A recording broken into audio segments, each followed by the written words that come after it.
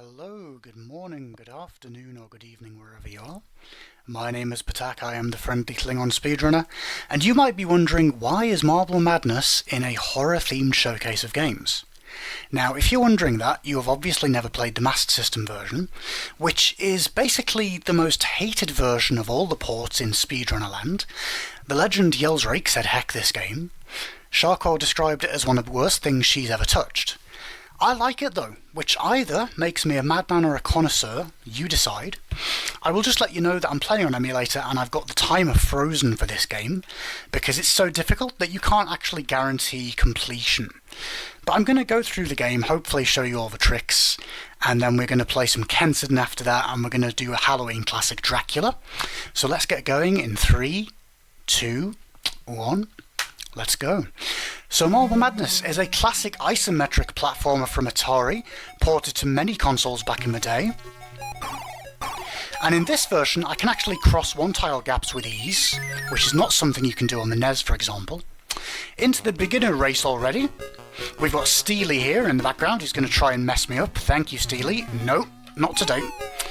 And in this game you die a lot, and then you basically just say, thank you, can I have another death? You may also notice the controls are a little bit wonky, but there's one thing that I can do in this version that you cannot do on the NES. He said, failing to do it. There is a one-tile invisible platform there where you can skip the drawbridge. The one problem, this has messed up the graphics, I now cannot see where I am going. So if you want a challenge, this is the version of Marble Madness for you.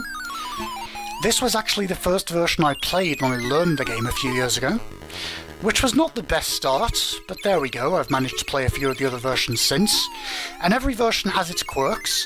So the NES has frame rules and wands, the Master System has shoddy programming, if you call that a quirk, or maybe just a form of suffering, and the Mega Drive version is the extremely fast version with all the cool tricks. Like that, we're going to be able to skip the maze here, go on top, which is nice. Unfortunately, when you doink and get collision problems, you end up losing control very quickly, and I actually have to change direction by pressing parallel rather than at a 90-degree angle. The turbo in this case is actually not a turbo as well, it's more like doing a masse shot on a pool ball, so you lose control so quickly that it becomes incredibly difficult to get through deathless, and in fact even the world record has lots of deaths in it. Halfway through the game already, onto the aerial race, and we're going to meet Herbert and Henry Hoover here, who are going to try and suck me off course. Henry has succeeded, congratulations to him. Again, the NES version doesn't have this, but I'm going to try and fail to skip the catapult, because as we all know, medieval encumbrances are so 2000s. On to the pistons, which really can ruin your day, so I'm just going to gingerly try and get past them, and get boinged straight back in here. Try again.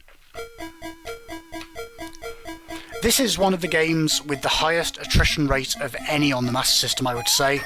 This will leave you swearing and cursing, and even top runners will just constantly die, because you've got such a fine margin for error. Got a bad pattern on the hammers there, got through first time, that's okay. And one to the silly race. Now in the silly race, everything you know is wrong. So in this version of the game, you are meant to...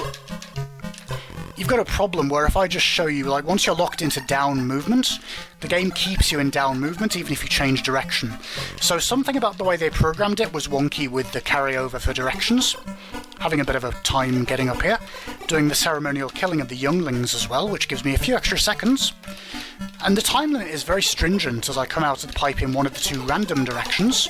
Again, a feature on the Sega versions that was changed for the NES, so on the NES is fixed.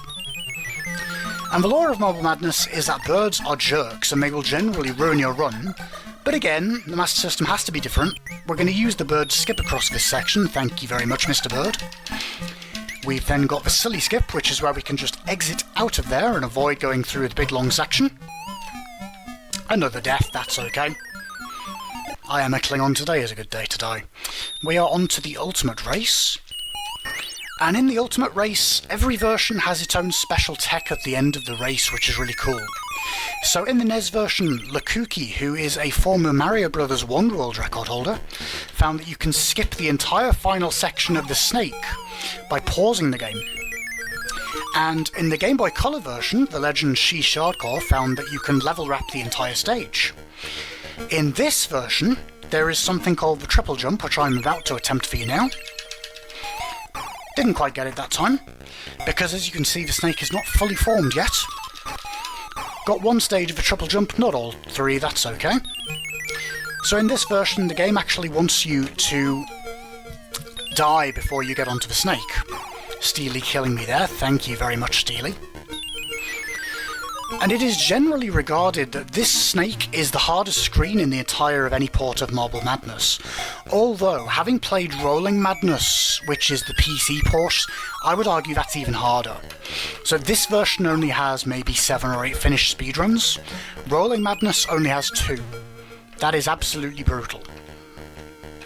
Let's see how many times it takes me to get through this snake. The collision is wonky, so even here I have to be extremely careful, for example. That's okay though.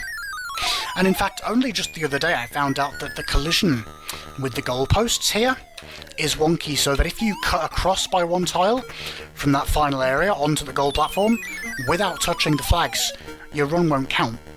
Which is hilarious until it happens to you and then you run out of time, and then you're left cursing. So the world record for this is 3.5 minutes at the moment, and you can see why. Like, this is one of the slow versions where even just getting your run to finish is quite an achievement. Now perhaps you see why this is in a spooky, scary section of a Halloween marathon. We've also got the Game Boy version, which is the rocket ship. That can be finished in under 2 minutes.